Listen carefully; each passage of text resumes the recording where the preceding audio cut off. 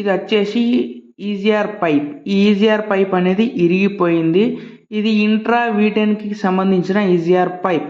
And ఈ turbo కూడా అదే వెహికల్ది, టర్బో స్టెడ్ అనేది ఇరిగిపోయింది. ఈ వెహికల్ సంగతి ఇట్లుంటే ఇది ఇంకోటి.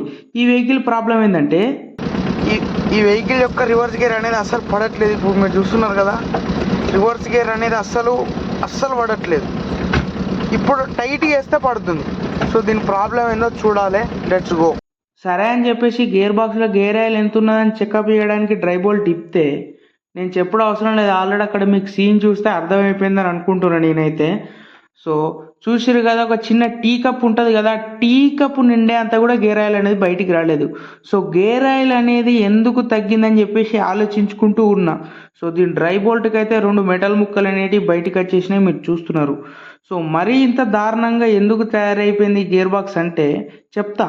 ఈ జెయింట్ అనేది బయటికి తీసిన, జెయింట్ బయటికి తీస్తే ఇక్కడ చూస్తే పైలట్ ఆయిల్ సీల్ అనేది లేదు మొత్తానికి వెనుక గేర్ బాక్స్కి. సో అందుకే గేర్ ఆయిల్ అనేది మొత్తం లీక్ అయిపోయి గేర్ బాక్స్కి ఈ దుస్థితి అనేది వచ్చింది.